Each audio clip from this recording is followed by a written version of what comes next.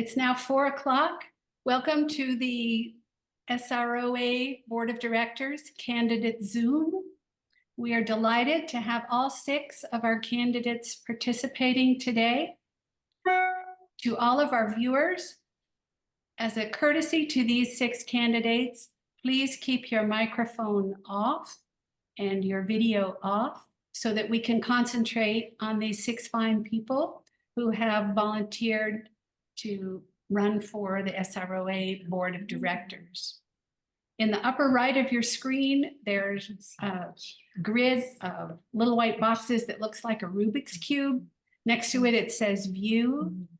Please click on View and then choose Speaker, and that way the candidates will be full screen for you. This forum is being recorded and will be available in a few days on the Sunriver U website on the videos page. We have approximately 75 people who have registered to watch our forum live, and we anticipate more will be watching it on the recording. There are 3 openings on the board this year and 6 candidates. Our 6 candidates will each have 2 minutes to introduce themselves. After that, we have 4 questions from the nominating committee that we will ask all of the candidates, and each of the candidates will be the first to answer a question in rotation. As you're listening to the candidates introduce themselves and answer the introductory questions, viewers, we encourage you to use the chat function to submit questions that you would like us to ask the candidates during this forum. Volunteers will be passing those questions to me, and we will get to as many as we can. We will close the forum at, or slightly before, 5:30, after each candidate has had an additional 2 minutes for any closing remarks that they wish to make. We are ready to begin now.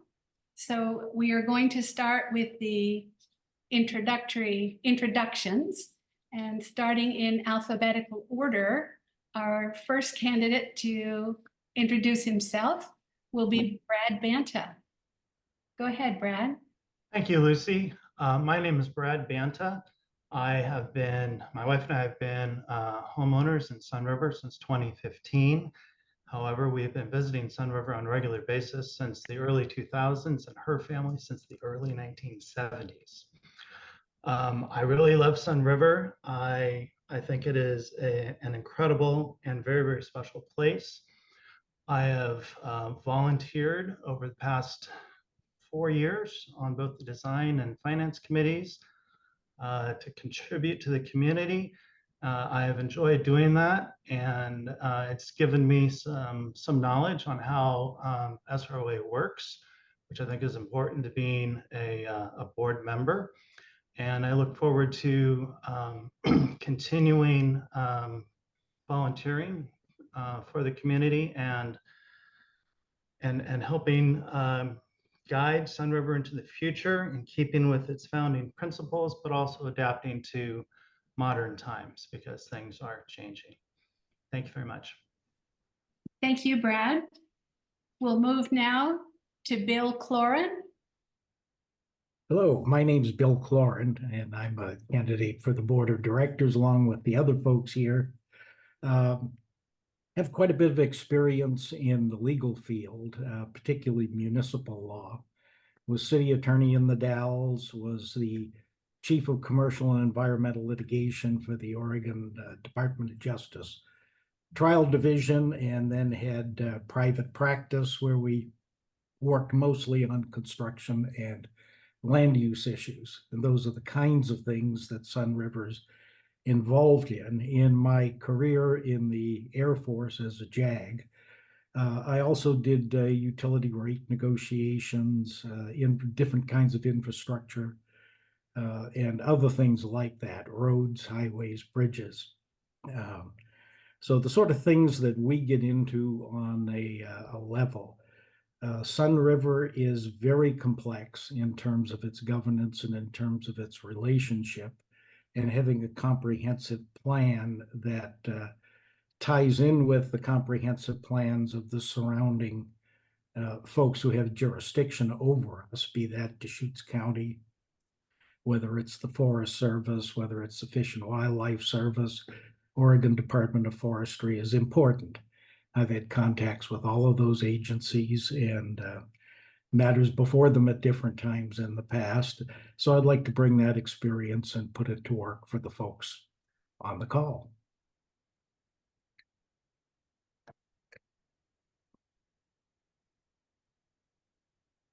You're on mute. Lucy, you're on mute. Oh, perfect. I'm sorry, sorry that my timer made that chiming during your talking there, Bill. I didn't realize it was going to do that. And if you would like a little more time, you are welcome to it. No, I'm fine. Thank you. Okay, thank you. And next, introducing herself is Gwen Gamble. Well, hello, and thank you, Lucy, for moderating this event, and to Sunriver U for all the work that goes into putting this together. My name is Gwen Gamble, and I'm a retired elementary school teacher. The bulk of my career was spent overseas teaching with the Department of Defense. My husband and I bought our first home in Sunriver in 2001, but we did come here since the 80s to visit, and we're very excited to be homeowners here. We have been in the renter pool, we've been visitors, and now we're full-time residents. And today is our 6th anniversary of living here full-time. And we're just so excited as we reflected back, or I think back to all the activities we participated in. This community is so diverse. It offers so many opportunities for people. And there's a special uniqueness to Sunriver that draws all of us here and that needs to be preserved. I have been working with the Sunriver Women's Club as a board director on 2 occasions. It's brought to light some of the issues in the community within Sunriver and then outside of our boundaries, which impacts a lot to do with what happens in Sunriver because of the areas where many of our employees live and work. I'm just really a people person and a problem solver. And that's what I bring to the board if I were to be elected. I love activity. I love getting to hear perspectives. I have my own opinions, but I'm open to learning new ideas. So that's me. Thank you. Thank you, Gwen. And now we go to Ronnie Jacknow. Thank you, Lucy and Sunriver U for hosting this event today. And thank you to all the homeowners that are sharing some of their precious time with us. My name is Veronica Jacknow, but I go by Ronnie. We began visiting Sunriver over 25 years ago and finally purchased our home in 2009. I always call Sunriver my happy place. Literally, if I have like a feeling of peace that washes over me every time we drive in and arrive. My husband and I are celebrating our 35th wedding anniversary this year. We have 2 daughters. One is a nurse here in the Bay Area, and the other one is a OB-GYN physician in her 2nd year of residency in Danbury, Connecticut. I recently, just in February, retired from nearly 40 years of corporate life. I spent most of my professional life in finance and business leadership roles in 3 different industries. I spent the last 10 years in my dream job launching and leading the Office of Talent Development at Kaiser Permanente, where I had the privilege of delivering dozens of employee and leadership development and well-being programs. That was a part of my legacy and gift back to Kaiser Permanente to help grow the next generation of finance and business leaders before I retired. Throughout my life, I have sought numerous volunteer opportunities, starting as PTA president when my daughters were in elementary school. I've been serving alongside Brad on the SROA Finance Committee for the last 7 years, and I'm currently serving as strategic advisor for a number of different companies. Now that I'm retired, I have a bit more time to devote to the things that I am passionate about, and Sunriver is certainly one of those things. And as a board member, one of my goals will be to ensure that we continue to be good fiduciaries of your money, the owner's money, And that means ensuring that we have a clear sense as to what you want for Sunriver's future so that generations to come will enjoy this special place as much as we do. Thank you very much, Ronnie. Our next candidate is Holly Lekas. Thanks, Lucy, and thanks to the Sunriver leadership and staff who have been really helpful in this process. And thanks to all of you who have taken your time to join this today so you can see us. I'm a native Oregonian, lived here most of my life, except for a tad bit of time in Denver, Colorado. I'm a mother, I'm a grandmother, a wife, a sister, hopefully a friend to a lot of people, and a lifelong educator, which I retired from that work, not once, not twice, not three, but 4 times. I have a hard time retiring. But now I think I'm really retired, which opened the door and the opportunity for me to look to Sunriver as an opportunity to give back to the community. We rented in Sunriver for several years, fell in love with it. And then one Labor Day weekend, we stayed with my sister and ended up buying the house next door to her in year 2000. So we've been owners since then. We tried renting, but that didn't work for us. So we use our house mostly with our family, and sometimes our friends are there. I'm not a full-time resident, but I hope to be someday, but we keep having new grandbabies as we did Sunday. So then that ties me a little bit here to Portland. But my family and I love Sunriver. We have a vested interest in the community that's there because the community of Sunriver has given so much to us. Yes, there's the beautiful setting, the environment, those wonderful bike paths that we all get to take advantage of, pools, tennis, pickleball, hiking, all kinds of things. We love all of that, but we love just being in the community. We love our street, our neighbors on Pro Staff Lane, and we've had a great time with them. I believe that if you benefit from a community or an organization, that you need to give back to it somehow. And at different times in your life, you have different abilities and freedom to do that. And now that I'm retired, took me a while, I have things to give back to Sunriver, and I want to give back to keep Sunriver strong as it evolves and gets even better over time.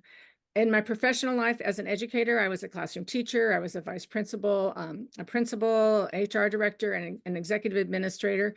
I served on several boards educationally in the local area in Beaverton, as well as statewide organizations, and had opportunities to learn a lot from all these wonderful people on all these different boards that have different mission statements, different vision, and different things to go.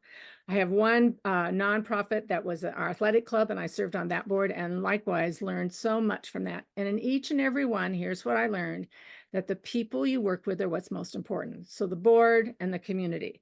I am committed to helping Sunriver. I'm sorry to. Oh, you're cutting me off. That's okay. Thank you.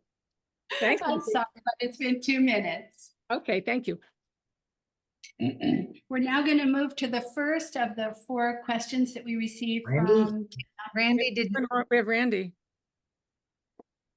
I'm very sorry, Randy. My apologies. I have a system of tabs here that I am not following very well. Please introduce yourself. You have 2 minutes. No problem. The 2-second answer, like everybody else, is I love Sunriver. In my 20 years in the Coast Guard, I was stationed in all 4 corners of the United States, including Alaska. My wife and I grew up in Oregon, and my wife's family started coming here in the 60s. She brought me here in the 80s when we got together again. We bought here in 1990, and we're non-resident owners until 12 years ago. We moved here full-time finally. And I've been to every state in the country, every continent in the world, including Antarctica, 10 years on a sailboat. I traveled all around, and there's no place like Sunriver. In my career in the Coast Guard, I was command of 3 Coast Guard cutters, so I understand the budgeting, people management, and that I'm spending the taxpayers, or in this case, the owner's money, and I always treat it as my own. I think it's important that we take care of all owners, whether they're full-timers, part-timers, or just people who rent their houses out. My goal is to just keep Sunriver the way it is. I know we have to change as things change, but we have to protect ourselves. And as those who are there look out the window, we have a major fire not too far away. And we know fire safety and fire prevention is one of the important things to keep Sunriver safe and beautiful the way it is. So thank you very much. Thank you, Randy. Our first question from the nominating committee is going to start with Bill Cloran. What are the two most pressing issues facing Sunriver, and what changes would you like to see? Well, there are a couple of issues. The first has to do with the development of the US 97 corridor. When I first came to Sunriver and bought my first place in 1982, there was very little between Bend. The population of Bend was about 5,000. What's now Lapine was a series of wide places in the road, and you pretty much got down to Klamath Falls before you saw anything else. If you take a look and drive down US 97 now and look through the screens of trees over there, you can see the development that's taking place. And with the exception of where the Newbury National Monument intrudes, there is what amounts to almost an urban level of residential development from all the way from Bend down to Lapine. That's something we're going to have to deal with, and it's going to be a real challenge going forward, looking at what kind of restrictions the county, the Forest Service, and the other folks are going to attempt to put on us, and how to deal with those things in order to preserve Sunriver as it is. Because Sunriver can never be recreated. It happened at a unique time in Oregon's past when a former military reservation became available for purchase and was put together as planned unit development. You could never, with the environmental restrictions and the environmental law, do again what was done at Sunriver. So our only option is to preserve it, and I've been coming here since 1982. The second thing that I think that we need to be mindful of as an important thing. Bill, I'm really sorry, but in order to make sure that we have time for everyone, I'm going to have to cut you there. Okay. We're going to move next to Gwen Gamble. Gwen, would you like me to repeat the question? No, it's okay. Thank you. And I appreciate the difficult situation and cutting people off. It's hard. I will say that I am very concerned about safety. And that connects to speeding on our roads, use of bike paths, fire prevention, just in general safety, and the connection to the SSD and some of the issues surrounding our services with police and fire. That is of utmost concern, but the real heart of it is the issue of preserving Sunriver. And it's a special sanctuary for many of us to find our peace, our happy place. And no matter who's coming in, we want them to feel that and enjoy the uniqueness of our community and be involved, be a part, and still enjoy nature, preserve the nature. And as Randy said, keep it a lot the way it is. Just make sure we don't spoil what we have and work to build with what we have. So that's it. Safety and preservation. Thank you very much, Gwen. We're going to move now to Ronnie. Well, Gwen stole my thunder because that's exactly the first thing that popped into my head. The first thing that came up for me was pathway civility and safety. And I think it was already an issue prior to the introduction of e-bikes. So I think that that's certainly something that we have to continue. It's going to be an ongoing concern. I think that we have to continue education. Obviously, we have guests every year that it's the first time that they're there and they're unfamiliar with our rules and guidelines. And maybe even some of those of us that are owners need to be reminded now and then. And civility, just signaling on your left. There are some basic things that I think we can do and reinforce to ensure that. And the other one is exactly what Gwen said, and that is wildfire prevention. In order to maintain the Sunriver that we all love, that has to be a top priority. So I'm really pleased with what SROA has been doing the last few years with regards to ladder fuels reduction. So safety, safety, safety. Thank you, Ronnie. We're moving now to Holly Lakis. Hi, I'm gonna echo my two fellow candidates in that safety is always number one. My dad was a road contractor, and from the time I was a little kid to in the classroom till everywhere, if people aren't safe, they aren't gonna have fun, they aren't gonna enjoy it, and it's going to change the Sunriver that we know and love. And I agree the bike paths are an issue, and I don't think it's just e-bikes. I think that is an issue and people not knowing the rules, but I'm seeing more and more different kinds of motorized things, skateboards and all kinds of things, and we haven't really addressed those, so we're going to have to address those. I was encouraged in this month's Sunriver Scene where it talked about there was a grant that the board has to put up some new signage. I think signage is a really important one. The other thing that I think is really important to maintain the Sunriver we know and love is strengthen our communication. And in today's world, we're going to have to look to more technology and ways to get not only our owners, but their guests, whether they're renters or just friends and family, to know the rules, to know how to stay safe, to know what Sunriver is all about, and even to tell the Sunriver story so that they can experience it and that by experiencing it, then they can help maintain the magic of Sunriver for all of us. Thank you very much, Holly. And next to Randy. Okay, well, everybody else said the same thing that I was going to say as far as safety. I mean, that's what I did for a career, was safety on the water, and safety on our paths and roads is very critical. So I'll go on to something else. I think that another important thing is to remember that Sunriver was made originally, was just not just Sunriver, but it was a resort. We had the village. Now we have the service district.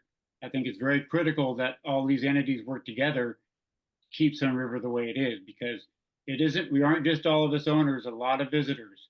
And I always try to go out when I visit the neighborhood and introduce myself as an owner and answer questions and try to keep them safe and tell them what a great place Sunriver is. And we want to keep it that way.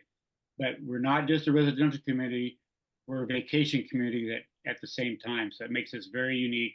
And fire safety, fire safety, fire safety. The SSD, I think, is critical. I'm worried a little bit about the separation becoming greater between the SSD and SROA. We used to be one, and I want to make sure that we stay involved with our police and fire departments. So that's it. Thank you very much, Randy. Certainly that's on everyone's mind this week, isn't it? Yeah. Brad, you're next. Thank you. Fire safety and the insurability of our homes and the organization are, I think, probably our top priority right now. Insurance companies are pulling out of areas that they consider high risk with climate change, and I'd like to have my home insured. So SROA has done a fantastic job with the ladder fuel efforts, with maintenance of the facilities, the roads, the bike paths, and the financial management and state of the organization is good. It hasn't always been that way, so I would want to preserve that. But the fire safety, I would say, and the insurability of our homes is number one concern. The pathway concerns that my fellow candidates have echoed, I do share those concerns. There are a lot of contraptions out there on the pathways. The e-bikes are tearing up the paths in the forest. I know that's not our jurisdiction, but it's a concern. And SSD is responsible for any kind of enforcement of those sorts of rules out there. And I think that the separation is an issue that needs to be addressed, and probably funding as well. Great, thank you, Brad. Our next question is going to start first with Gwen. Everyone running for the SROA board agrees that they want to keep Sunriver as a magical place to live. What sets you apart from the others running? Oh, that is a good question. Well, I have a passion for wildflowers and plants in general, native species. Something that I love to see is the continued growth of our native species, the deer come and yes, they eat the things in my garden and stew the rabbits and other critters that come through. To me, that's being part of the ecosystem. I don't stress about deer protection or any of that. You know, my trees are eaten so far up. But if other people can feel encouraged to enhance the nature by continuing to plant things that bloom and are contributing to the ecosystem, but you know, I'm always aware of the fire safety and in vegetation in that. Gosh, I think it's, you know, setting apart from other candidates. I think it's just my passion for wildflowers, honestly. Thank And you, everybody's Gwen. welcome to come see the wildflowers. Thank you. You're And welcome. now we go to Ronnie. Ronnie, if you'd like me to repeat the question, I will. No, that's okay, Lucy. I think, well, I love the wildflowers, and I was trying to come up with something as eloquent and lovely as that, Gwen. But I think really where my passion is, I'm a finance person at heart, is affordability, making sure that we are good fiduciaries of the owner's money. That's the only way we're going to be able to ensure that we can continue to have Sunriver be such a magical place, right? That we have good cash flow, that we have a strong reserves. So I think that's certainly the passion that I've brought to the finance committee, and I hope to do the same while on the board, making those decisions and having those discussions, is to ensure that we continue to be in good financial standing so that we can continue to ensure that Sunriver is the place that it is for many, many generations. Thank you, Ronnie. And next to Holly. That's a great question, Lucy, and both of them did a great job. And I don't know much about flowers, so I'm going to have to talk to Gwen later. I think there's as I read about the board, everybody brings lots of great stuff. I think my two greatest strengths that I bring unique is, one, I have lots of experience because of my work in the Beaverton School District with facilities, athletics, and activities, having to be in charge of those, having to monitor those, having to be sure they're safe, being sure that they are insured, that things are taken care of. And extensive experience with that, as well as in my last board experience on an athletic club. It's all about the amenities and keeping it safe and keeping it up to date and being sure it's there. I think the other thing I bring is I love to work with people. I love people. I love to build teams. I love to collaborate. I think we're always better together than we are alone. And I want to be inclusive of everyone that's on the board, but also in the whole community. And I think we need to look for ways to do that by telling Sunriver's story and by sharing it. Thank you very much, Holly. Randy? Okay, what sets me different than everybody else, besides the fact that I don't look like most of the other residents with my earring and long hair and so forth. I also, it's the wildlife and no fencing and the standardization of the way our homes blend in. We know there are some homes in Sunriver that don't look like they belong here, and they got through like when they were not enforcing things. I think that's important. And the fencing around trees or using firewood for fencing. And it's the wildlife.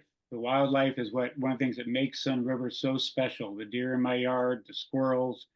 I have birds nesting under my decks and in my trees, and it just fills my soul with good ways when I wake up and hear those birds chirping and watch the chick robins and pygmy nuthatches coming out right now. So I guess that's what makes me different. Thank you very much, Randy. And next to Brad. Thank you. All the candidates here come from diverse backgrounds. However, all have great qualifications. Some have board experience, management experience, industry experience, has to I. But we all come to Sunriver for a common reason, our passion for the natural environment and what Sunriver represents. I believe I'm the only board candidate who has been a volunteer on both the design and finance committees, which play two very important functions in the operation of Sunriver. The design committee in particular, I know it's not very popular, but we don't have pink houses for a reason. And I am, I think, known as the person on the finance committee who gives the applicant the full detail of all the things that they need to consider rather than just saying, okay, that's one issue and not going into the detail of the other, because I never want to see somebody come back a second time and then learn something that they missed. I want to give them all the details so they can be successful with their resubmission. Thank you very much, Brad. That's a minute. And now to Bill. Well, everything that's been said so far has been terrific. My forte that I bring to Sunriver has to do with a variety of those areas that I've handled. National Environmental Policy Act, I've handled endangered species things. I've got 24 upper division hours in college in ecology and field biology, and 6 hours in botany. So all of us wildflower people need to get together at some point, but include the birds and the rest of it. I think it's important to work with the other agencies around. We need a comprehensive plan, safety, everything else. By the way, I also for 6 years instructed at the fire base out at the Redmond Airport, fire law for fire investigations, and saw a lot of that stuff, and it all ties in. It ties into what the environment is and what it needs to remain. Thank you very much, Bill. Our next question is going to start with Ronnie, and it is, what are your strategies when handling conflicts, disagreements, and contentious issues? Thank you, Lucy. That is actually something that I spent a lot of time talking about when I was hosting leadership programs for leaders and executives, and spend some time coaching executives. I think it was either Gwen or Holly that mentioned this earlier. I think the key is to show up with inquiry and a growth mindset. So it's not that I won't have an opinion when I show up at the table, but it's really about creating an opportunity to listen to other points of view and perspectives. Oftentimes what I'll say to leaders and executives is, it's not your role to show up in the discussion as the chief decider. It's your role to show up as the decision architect. So get all the best ideas and perspectives and points of view on the table so that together you can make the best decision and the path forward. So my way of showing up is with inquiry and curiosity and not judgment. And that has certainly enabled me to work collaboratively with lots of different folks throughout my career. Thank you, Ronnie. We move now to Holly. Okay, great question. The number one thing when you have conflict, and we all have conflict and we all have strategies, is to listen. And to listen actively to what the person's saying and the person in the room or who is not in the room. You need to listen to who's talking and who's not talking, especially when you have a conflict in an organization like Sunriver. You need to ask questions. Inquiry is a great word, deep questions to get to the point. You need to do your homework because you need to be prepared that you have a good knowledge base about what the problem is and what's happening around you. And then I think in meetings, you need to create different kinds of meetings to be sure that people feel like they can talk, or different kinds of methods to help people to get it out. Maybe it's by writing, maybe it's by saying something.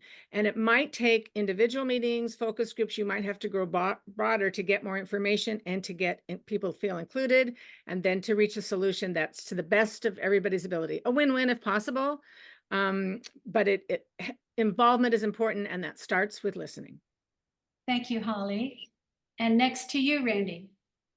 Okay, obviously we all have the same strategy, it sounds like, because I have always felt that it doesn't matter whether you're the newest enlisted person on the unit or the admiral, we all have a voice, and sometimes that new person, or in our case, that new owner, has a great idea. And even if you're president of the board of directors, doesn't mean you're the one that's going to make all the decision. You make the final decision, you take everybody's input, listen to it and evaluate it, and that's what a board's supposed to do, and then make the best decision for the entire Sunriver population. Thank you, Randy. And now to Brad. Thank you. My background is in developing telecommunications networks in rural areas, and there's always a wide variety of stakeholders with very diverse needs and interests and concerns. And my approach, has many of the others have described, is to listen to the input, I would solicit input from all the different stakeholders. You need to identify who they are too, and perhaps seek out the input from certain individuals that might have a particular interest in a particular matter. Valuing all opinions and coming up with a solution that is best for the community as a whole would be my goal. Thank you very much. And now we go to Bill. Well, I agree with virtually everything that's been said so far. We got 2 ears and 1 mouth for a specific reason, and that is that it's better to listen and to consider things before you speak and to get all of the stakeholders involved. During my military career, and I'm sure Randy has had the same experience, when you are put in a position where you are the decider, it's more important than ever to get every single thing put forward, because it's going to be on your plate, and you're going to have to own it. So you want to hear all of the dissenting points of view, and those are often a catalyst. So I like to get people together. I was instrumental in both the state and the federal government in getting mediation and arbitration programs put in for labor and contractors. And that's what you do in those sessions, is you get everybody in, you listen, you put it out. So great group, consistent philosophy. Thank you very much, Bill. And this is the last now of our 4 questions from the I have nominee. to answer that, Lucy. I haven't answered the conflict question.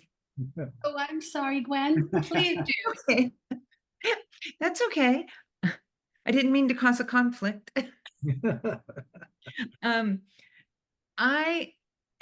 As a classroom teacher, when you're working with other people's children, you're dealing with the sensitive, close to heart issues. And good teachers are well trained in how to address conflict resolution. Boy, oh boy. Even since we've retired here, I've been involved in some issues around conflict within Sunriver, and I'm always happy to speak up, defend and share my thoughts and opinions where people need to be heard. But it's also important to ask questions. And why? Listen to people, engage people, so you have a full picture. It's a very important part of taking on a decision-making role, is understanding as many perspectives. And then sometimes you just have to go to data and research to back it up. So that's what I bring in conflict resolution. Also, not avoiding it, because when it comes, you have to address it. Thank you very much. Our next question will start with Holly. As a board member, you will represent all the homeowners. There are approximately 4,200 homes, with about 77% of owners being non-resident and 37% of them renting their homes. How do you represent this diverse homeowner group? Great question. Thank you very much, Lucy. You're asking great questions. I am a non-resident owner. My main residence, when we bought the house in 2000, our plan was when we both retired, and yes, I had trouble retiring, we would move there full time. But that was before grandchildren. And that has kept us here in Portland more than we sometimes would like to be, because we love it over there. We want to be there more and more and more. And we're hopeful that that will happen. But I also consider that our home. When we're there, it is our home. So even though I'm not there full time, I'm there enough that I feel like it is home. And during COVID, our street became very close, the Pro Staff Lane people, and they're the best neighbors I've ever had. And so I look forward to being there. So I bring the experience that of being an owner and wanting to be a resident and valuing that and knowing that's really important and we need to keep it that way, but also knowing that the majority of the owners are non-resident like me. So I bring that point of view, the advantage of having a great street of neighbors and being in both places. And so I think that's what I bring to this. And I bring the point of view that maybe nobody else has, because you're there full time. Although most of you were here part-time at one point too. So you have that experience. Thank you, Holly. Randy? Yeah, well, as I said before, I've spent 22 years as a non-resident owner, and I understand what life is like when you're not here all the time, we're just visiting. And there are the vast majority are those people. And it may be us vocal minority that people hear all the time because we're the ones that too often are the ones that are on the board. So I'm a big fan of keeping the non-resident, which is why I know there's been talk about incorporation. And my biggest problem with incorporation is that those 70-some% are going to lose the right to vote in Sunriver. Thank you very much, Randy. Brad? I am among the majority, 77% non-resident owner. One of the elements of SROA's mission is to enhance homeowner value, and I think that applies to both non-resident owners, non-resident owners who rent, and full-time owners. And I am committed to that concept. Amenities and everything else all go towards that. This is an issue that, or a question that, is very similar to the prior question, listening to the input from all different kinds of stakeholders, including people with different ownership status. And I would do that. I will say that the incorporation issue that has recently surfaced once or twice in the board meetings, I am opposed to. Okay, thank you very much. We now go to Bill. Well, I would say this, I was a non-resident owner from 1982 to 2019 when Carla and I bought the house and moved out to Bluegrass Lane full-time. Now I'm a non-resident owner in Portland. It's important to look at the mission statement of Sunriver. We're a resort community. The resort community is going to have that kind of a mix in it. And we do need to make decisions that will enhance the unique situation that we have in Sunriver as a community in the forest with the attraction that brings people in for a resort. If the people who are part-time owners who have investment properties do well, we will all do well. And that's I think the most important way to look at it, that you have to have an overall vision for what the place is and what it's going to be and what makes us unique. We're not Black Butte, we're not Otter Crest, we're Sunriver. Thank you very much, Bill. Gwen? Well, I have been a visitor.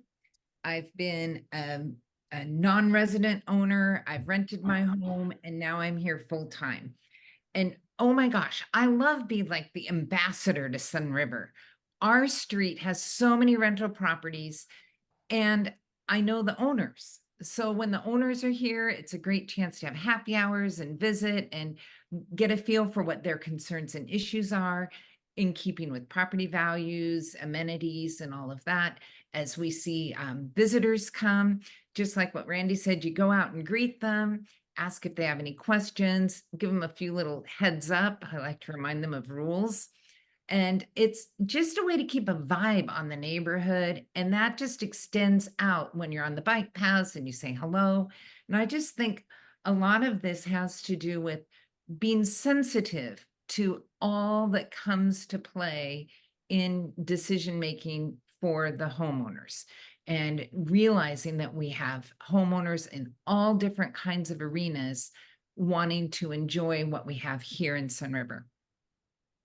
Thank you very much, Gwen. And now we go to Ronnie. Thank you, Lucy. So serving on the finance committee, every fall we head into the budget cycle for the next year where we get into some very robust discussions. And not to say that I don't do this throughout the year, but definitely during budget time, I have my number 7 white alder on one shoulder and number 8 on the other. We are non-resident owners that rent. Number 7 is a full-time owner. Number 8 are non-resident owners that do not rent their homes. And so I always keep them in mind, especially number 7, because she's also 90 years old and on a fixed income. So I try to bring all of them with me when we're having discussions and their points of view. And I was there a few weeks ago and number 7 hosted dinner for all of us. And so I said, what are your care abouts? I'm running for the board. So I think it's everything that everyone said, right? Just make sure, I love Gwen said the vibe, right? Make sure that you are vibing with your community and have a pulse on, you know, what they care about and bring that perspective into the meetings and the decisions. Thank you very much, Ronnie. We have more questions to ask you now, and I have a request from the Sunriver youth volunteers who are transcribing in the background. For our viewers, it would help a lot and make it more likely that your question gets asked if you're as brief as possible. Thank you very much. Our next question is going to go first to Randy, and it is, Sunriver was founded on the principle that all owners share in the maintenance of Sunriver and all have access to everything. Now, a family of 5 pays almost $400 more to be a preferred owner, and owners without a card are barred from using what they own. Does this trouble you? Well, I'm not sure exactly what they're talking about. Which card are you talking about that owners don't get to use? I think others are welcome to chime in. I think they're probably referring to the recreation preference card. Oh, yeah, Recreation Plus. Mhm. Yeah, if you want to use more facilities, you got to pay a little more. And that is Things an like issue, the North. like the owner's pool. Yes. Yeah. And that is an issue, and it becomes, as the finance people understand, it's how are we going to make it, the money pan out. I'm not sure the perfect answer for that. It'd be nice if we could give everybody everything for nothing, but we all know that's impossible. So there's got to be a balance. And I'm willing to listen if people have better ideas of way to pay for these amenities, because the amenities have expanded drastically in Sunriver in the last 10 years with the owner's pool and the boat launch and so on and so forth. But we got to pay for those things. And if you want to use them, somewhat you're going to have to pay for them. If you want to launch your boat, you should have to pay for that a little bit on top of if somebody who doesn't launch a boat, maybe. So I think every case is unique, and I understand the concern about especially the size of the family. We all only get so many passes to give to guests and so forth, but it's got to be fair that way. I shouldn't be able to get 30 passes if I have 5 people, but only 6 if I have 1 person. It isn't fair either. There's got to be some happy medium there. So I understand the issue, and I'll address it. Thank you very much. Brad? The Recreation Plus program is, I understand the concern, and it does make sense as a concern. The thing about the program is, for what you get for the nominal fee that's charged in the region, it is an outstanding value. Shark and its operation and creation has effectively provided funds to SROA that it wouldn't have had otherwise. And that's kept our maintenance fees lower than what they would have been. So looking at it that way, I think there's benefit to having these recreational facilities that are made available for a fee. Owners get it for a lot less than people walking in the gate. And that helps us all in keeping maintenance fees down. Thank you very much. Bill? Well, in looking at this, when I first came here in 1982, there was one pool, the South Pool. And everybody in the resort shared in the South Pool until the maintenance got to be a problem that wouldn't work. And at one time we had an indoor ice rink in Sunriver. It was a small postage stamp, not the one that's there now. This was a real indoor one. Had a little Zamboni on it. I think now it's the health spa or whatever over there. And different things have been tried at different times with the rental pools and with the resort. I think that there's always going to be some differential. I would agree generally with Randy and Brad, is you got to find a way to make these things pencil out. And we do have owners who are not interested, frankly, in going to the Shark or going to use the owner's pool or going to use the boat launch facility. That would not be me because I buy it every year. But what we're doing on both ends of that we've got to look at and be able to explain is that we are providing a low-cost opportunity for some folks and good value for the price for folks who are using those things like I do. Thank you, Bill. And next to Gwen. Well, yes, I fully understand the frustration of that situation as homeowners who were asked to pay for the building of the Shark. And at a time we had kids in orthodonture work, and it was a tough thing to take on. And then to find, oh gosh, now we're going to pay more to go into the Shark. Then in talking to people since I've moved here, I've learned that there is a real divide in the community about people who feel frustrated with that fee for the preference card. However, I do default to the finance committee and their knowledge and understanding of the value that it really is and how it all pans out in the way things get paid for. So it's a case of my heart says, yeah, I don't really like it, but my mind has learned that there's a reason for it, and it's a hard one to swallow sometimes, but we have to make sure we are paying for maintaining the quality of the facilities we have available to us. Thank you, Gwen. And now to Ronnie. Yes, I mean, I would echo what everyone said. It's always a trade-off, right? And I think that, well, first of all, it does trouble me because affordability is one of my core values. So it does trouble me. At the same time, being on the finance committee, I'm fully aware of the cost benefit analysis. I guess the thing that's coming up for me is, the why and transparency. I also serve on the admissions model work group. And it's very clear to what Brad said. It's very clear. They do a good job of really monitoring the value that we're offering versus, any sort of similar offerings. And so maybe we're just not being as transparent about that, to Gwen's point, about sort of what's in it for them and the why. And why does it cost that much?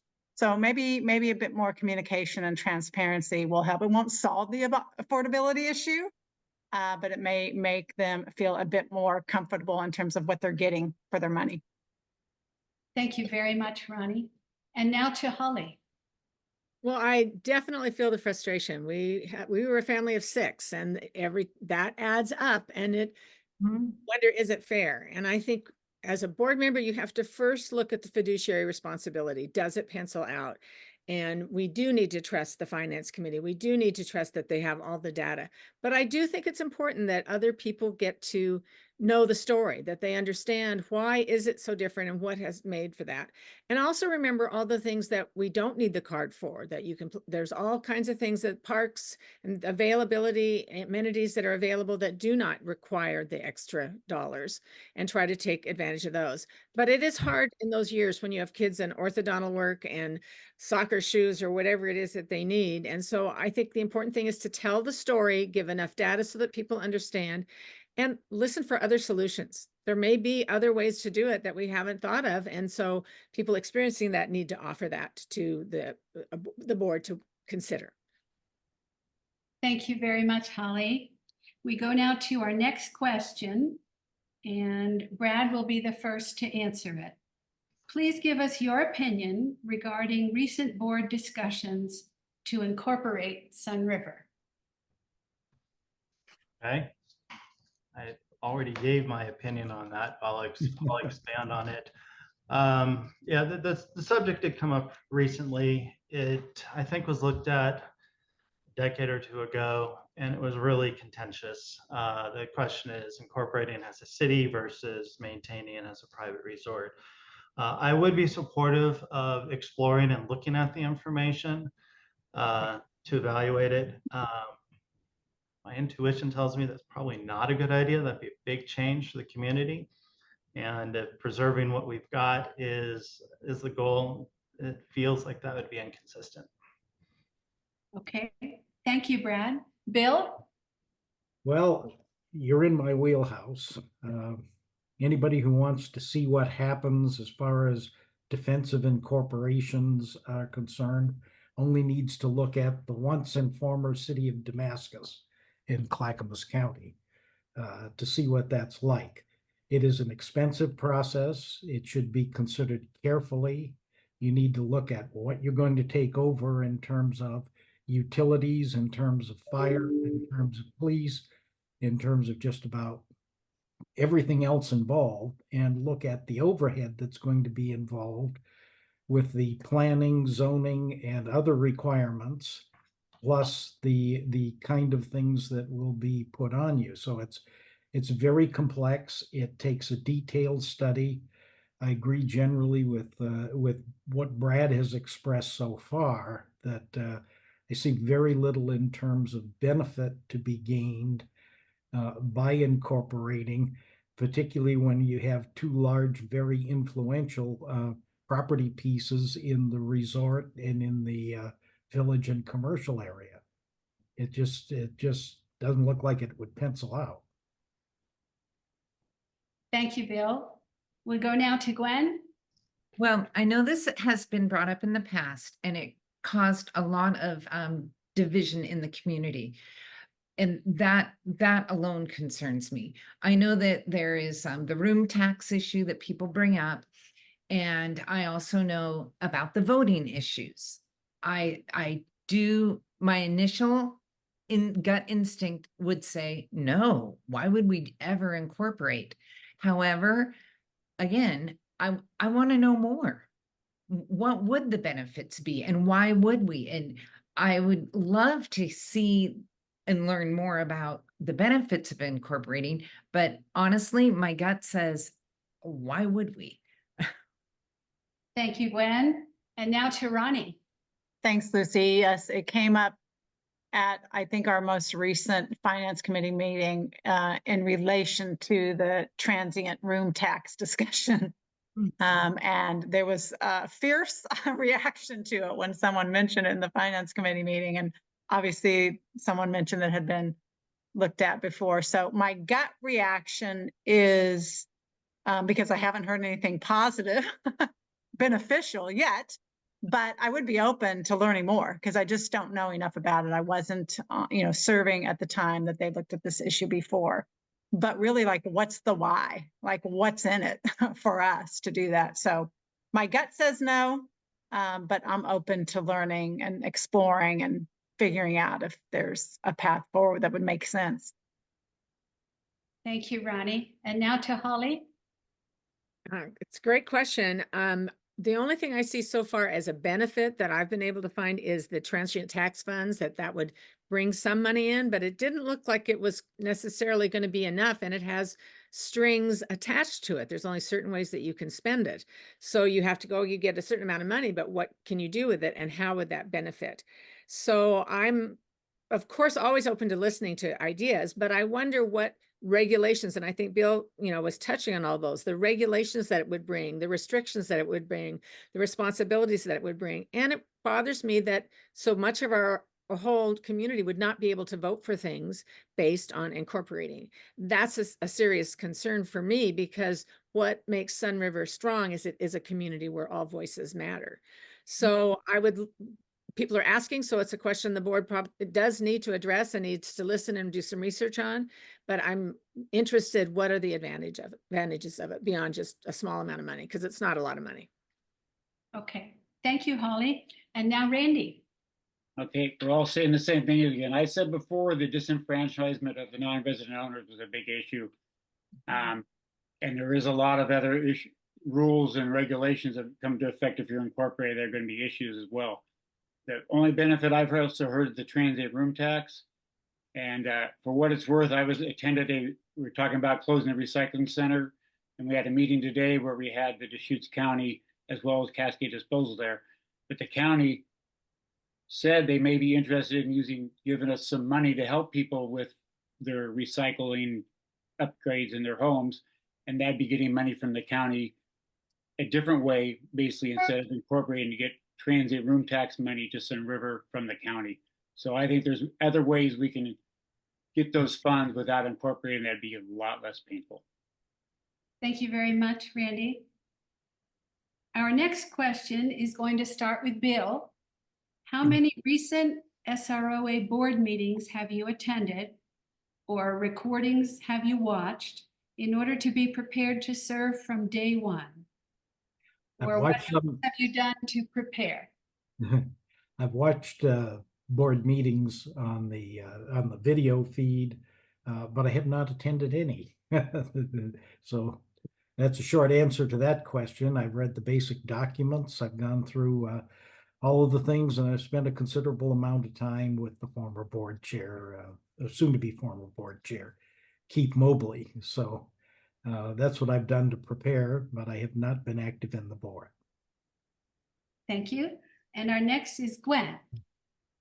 Well, my property backs onto Beaver Drive. And the first time I went to a board meeting, I wanted to speak up about the speeding on Beaver Drive. And I found that it was a pretty cool place to be. So I pop into meetings when I can. And when I can't be in meetings, I watch them. I'm not a regular attendee, but I do pop in now and again, particularly when there's issues that concern me and I know they're going to be addressed. I want to hear what other people say firsthand and show my support for the things I believe in. So yeah, like last summer, I don't think I missed a meeting as we went through some of the election issues. I've also spoken up and made sure I was present at meetings discussing the acceptance of everybody in the community and the issue with the pride sticker being displayed at the Shark and working towards a compromise for that issue. When things are near and dear to me, I make sure I'm there. Plant protection, those sorts of things. Yep. Otherwise, I watch because I'm busy doing things. Thank you, Gwen. Ronnie? She's busy with her wildflowers. So I haven't attended and I haven't watched many of the meetings. However, every month for the Finance Committee, we have the most recent board minutes as part of our package. In preparation for this, I have the minutes, but I did go back and read through all of the board packages for this year, really because I was interested in learning more about the results of the recent owners survey and preparing for this. So I did go back and read through everything for 2024.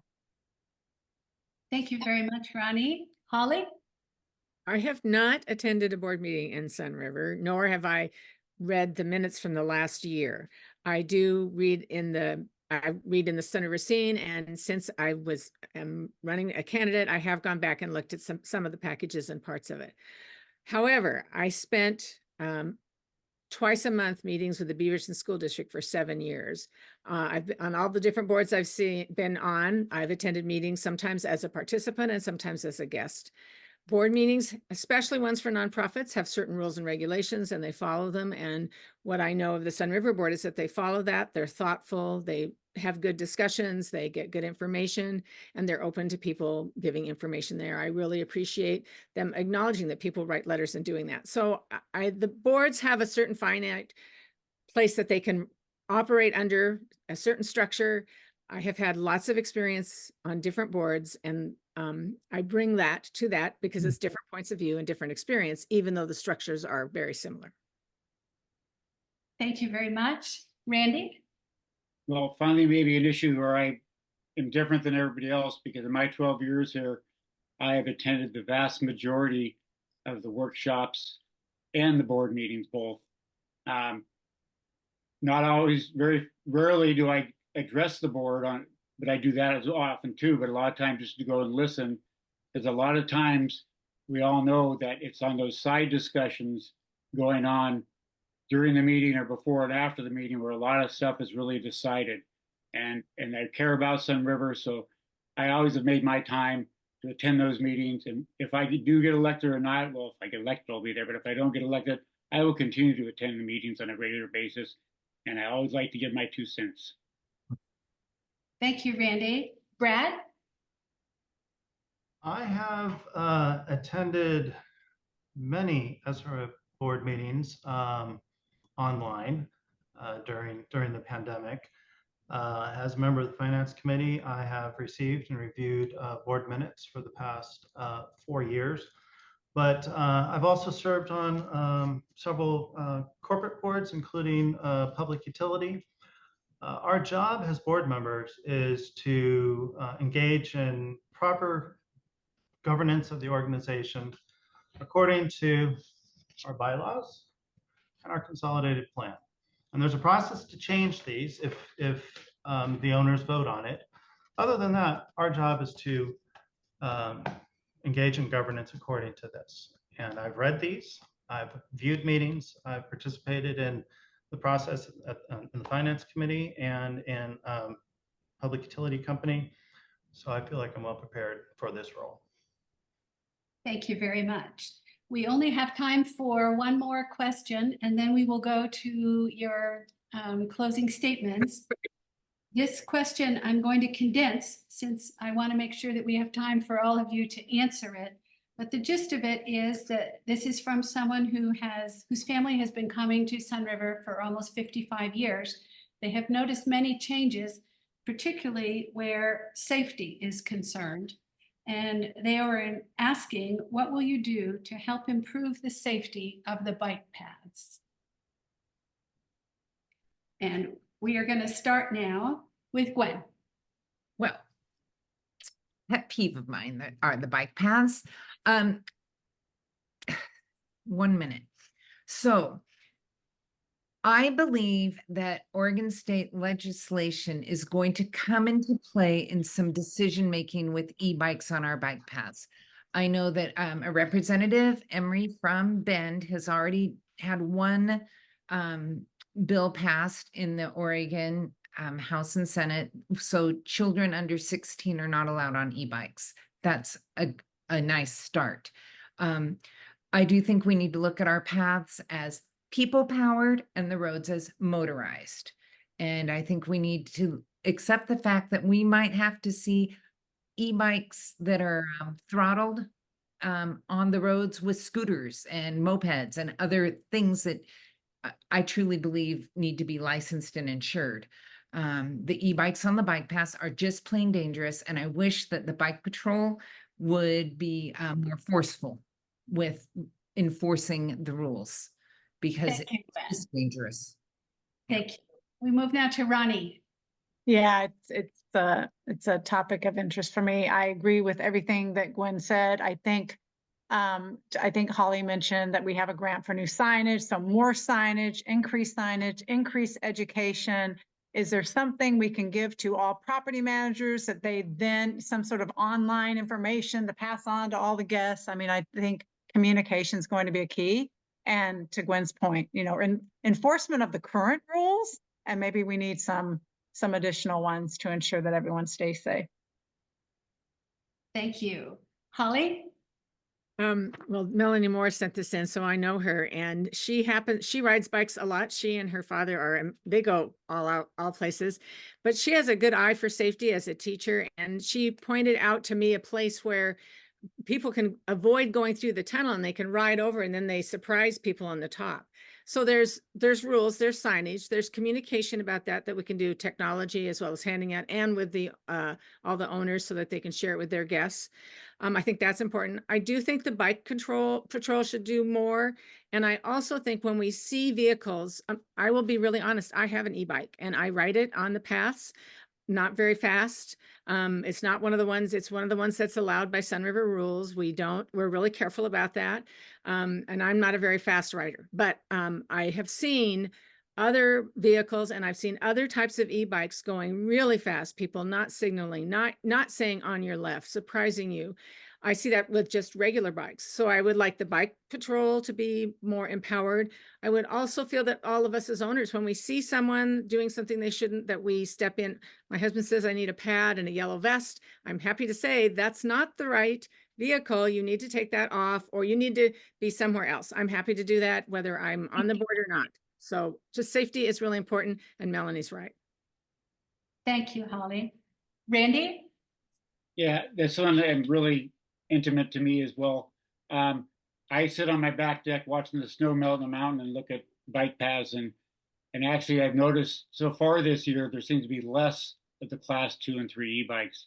So I went by the police department last week and actually talked to their executive assistant to ask the bike patrol to look into it and try to give us a report. Is it getting better? Is our education working? Yes, the class 1 e-bikes I think are just fine. So it's easy to tell if somebody's going uphill and not pedaling. It's not a class 1. And as us get a little older, some of us need that class 1 e-bike to get up some of the hills. And that's not the problem. It's those 3s that go faster than our road speed limits. And it's not just the bikes, it's the ones that are already illegal, like the hoverboards, and it's those people we got to get off the paths. And I think, yes, the bike patrol can do a better job, but remember, those are mostly just college kids on summer vacation, a lot of them, and they're not really law enforcement people, so it's a little harder for them. So I'm intimate with law enforcement, and I have talked to the chief about making sure our patrol officers are working on our safety or bike paths just as much as the people that are speeding on Highway 97. Thank you very much, Randy. Brad? I share the concern over bike path safety. And I fear that with these e-bikes, which are powerful, fast, heavy, they're effectively electric motorcycles. I fear that a serious accident is inevitable one day. And it's a sticky issue because we need to strike a balance between draconian enforcement and keeping Sunriver welcoming to visitors. So communication programs about rules, I think, are a good idea, especially through the rental properties where the people coming might not be familiar with the rules, they're new, or other reasons. I don't know what other things are possible. I think that's a good one. Maybe some sort of registration of bikes or something like that. I don't like that idea, but I don't know how you weed out the class 2 and 3 bikes that aren't allowed. Thank you very much. Bill? Been around long enough that I remember when Sunriver had bike registration, and I think I still have a bike that has a registration sticker on the down tube. So we tried that and it didn't work. So, but we did try it. I think that the most important thing in terms of safety on the bike path first is to finish the tunnel project and to get the rest of that done. That's pretty important. It will remove a lot of conflicts. Yeah. Agree with Brad and with Randy about the class 2 and 3 e-bikes, about the hoverboards. Those are motorized forms of transportation. There's no place for them on the bike paths. The additional bike path safety issue that I see is people riding a bike with a dog on a leash. And that's an issue that we really need to look at. That is a terrible safety concern. Thank you very much, Bill. We do have more questions from our viewers, but it's already 13 minutes past 5 o'clock. And in order to respect everyone's time and finish on time, we're going to start now with your closing statements. You'll have 2 minutes for up to 2 minutes for anything else that you'd like the viewers to know. And we will start with Ronnie. Oh, thank you, Lucy. It was a pleasure participating in this forum with all of my fantastic fellow candidates. And thank you again to our audience for your engagement and your questions. I feel well positioned to continue to serve SROA in a new role, shifting from the Finance Committee to the board, and I would certainly appreciate your support. My grandson is visiting for the first time in a few weeks, and I look forward to sharing this special place with him. My goal as a board member would be to continue to deliver on Sunriver's mission so that it remains the magical and extraordinary place it is today. So thank you all. Thank you, Ronnie. And now to Holly. Thanks, Lucy. You've done a great job keeping us on task and also getting us to all the different questions. When I read about the other 5 candidates, I was really impressed. And I thought, oh, these are amazing people. Wow, not war on weeds, but just wow, people with your experience and what you bring. And after this forum, I'm even more impressed. I think you guys are really a great job. And I think that the board's going to be secure and Sunriver's future is going to be secured. I love Sunriver. I'm passionate about it. For me, when I drive off 97, that my world shifts and changes. And I want that to always be for me and for all my family and friends and anyone that comes into Sunriver. And so I want to give back of my times and talent and skill so that I can support Sunriver evolving, because it's going to have to evolve, but to keep the magic, to keep what makes it unique. And it is like no other resort community around. It does follow the mission statement. There's been a great leadership over the years for Sunriver, and I would like to contribute to that in any way that I can, because Sunriver is a place to build memories, to enjoy your life together, to share with your grandchildren, and to grow. It keeps me, when I go there, I feel healthier and happier, and I want everybody to feel that way. I'd appreciate your support, but I'm confident that Sunriver is going to continue to grow and thrive as it moves forward. Thank you very much, Holly. And now we go to Randy.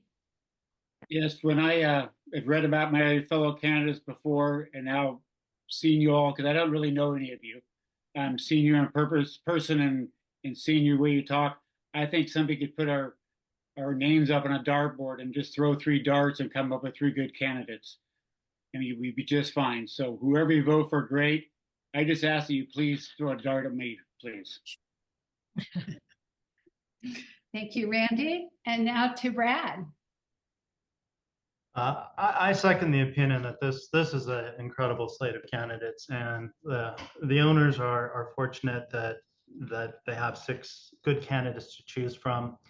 I look forward to continuing to volunteer in the community, whether it's on the board as a director, or continuing my work in finance and design committees.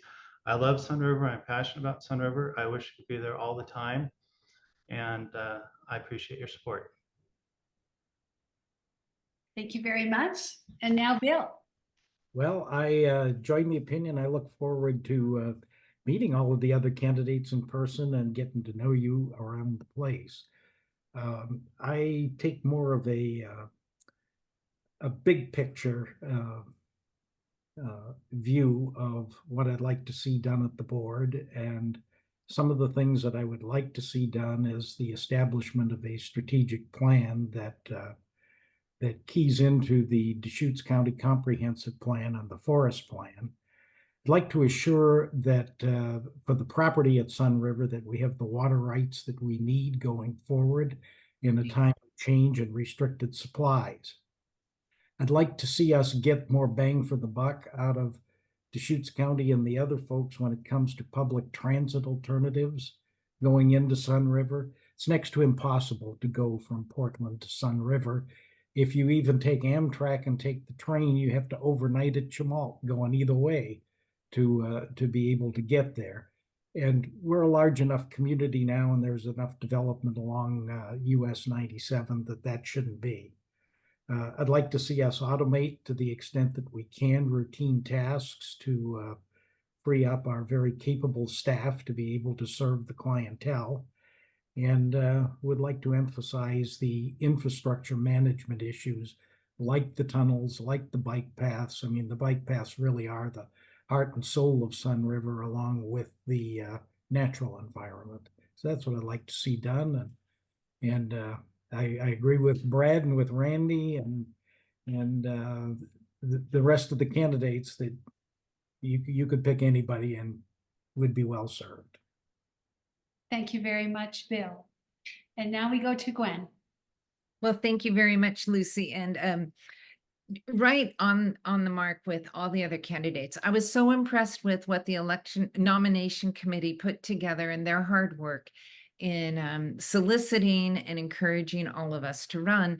And boy, am I thrilled to see such a thorough representation of people running for the board. And as Randy said, throw darts, but yeah, you can throw one my way. I'm here. I love being with people. I love problem solving. I love communicating and listening. I would love to be a part of the future of Sunriver. I certainly don't have the knowledge that Bill has of all the infrastructure, but I have the ability to learn and that's with everything, with finance, with all the multifaceted components that go into running the unique community that we have. I kind of represent the people that just truly love Sunriver and want to know that it just carries on as is with a good community. There's a lot of heart. It's like a duck. There's a lot of work going on, but on the top it looks smooth and lovely. And I'm willing to be that duck paddling along and making it all run smoothly. Thank you very much, Gwen. Well, that's a lovely metaphor, isn't it? So it is with Sunriver as well, Sunriver U. I would like to thank all of you, each of our 6 candidates, for participating in this and for giving our viewers the opportunity to get to know you, and also for the forum about contemporary Sunriver issues that your comments have represented today. You have also educated all of us about many issues before the board as well and before the community. I'd also like to send a big thank you to our many viewers. We didn't get to all of the questions you submitted, but that's because we have 6 fine candidates giving answers to each one, and we have learned a tremendous amount from the questions you submitted and from the answers that we received. I'd like to remind everyone that the ballots for the Board of Directors are going to be mailed in the first week of July, and that in order for them to be counted, they need to be received in the SROA office by noon on Saturday, August 10th, which will be here before we know it. I'd also like to remind everyone that this forum has been recorded and will be posted in a couple days, and you can see it through the Sunriver U website.